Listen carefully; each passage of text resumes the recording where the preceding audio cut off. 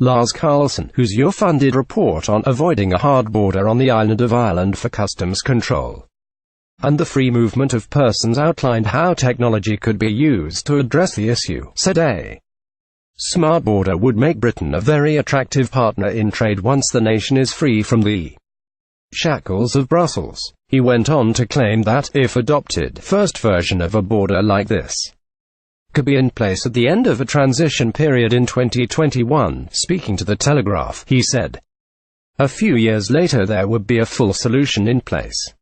Mr. Karlsson has had interest from both the bloc and British officials on his proposals, making the idea of a smart border ever more likely no matter the nature of the trade agreement struck by officials on both sides. The creation of a hard border on the island of Ireland has been a sticking point in negotiations. Said this solution would do one of the things both parties are interested in, and that is make it possible to increase trade. It could be the most advanced customs system in the world, taking the maximum international standards and best practice, which would give an extra advantage. It would make both of these parties very attractive for trade agreements with third parties, and could actually be an advantage for one of the reasons I assume the UK wants to have its own policies for securing trade deals.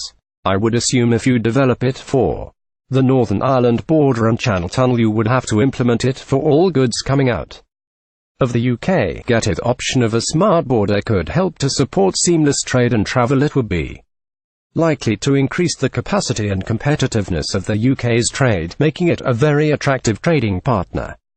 The creation of a hard border on the island of Ireland has long been a sticking point between EU officials and the UK as they look to plot a course for Britain once the nation leaves the EU. Yesterday, former Prime Minister Tony Blair, who helped broker the Good Friday Agreement, accused Theresa May of sickening irresponsibility over Brexit.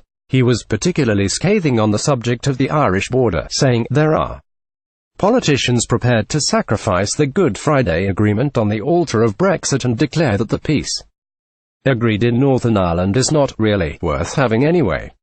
Tony Blair issued a scathing attack on the Prime Minister. "This is irresponsibility that is frankly sickening." Mr. Blair also claimed there was no escape from what he termed the binary nature of the choice over future trading arrangements. He said, "The reality is that if Britain wants a close trading relationship with Europe after Brexit, it will have to abide by European regulation because that is the basis of present-day European commerce in the single market. You can call this regulatory alignment, equivalence, or mutual recognition, and these are strictly technically very different from each other, but in the end, they will amount to the same thing. We will be keeping in line with European rules and standards."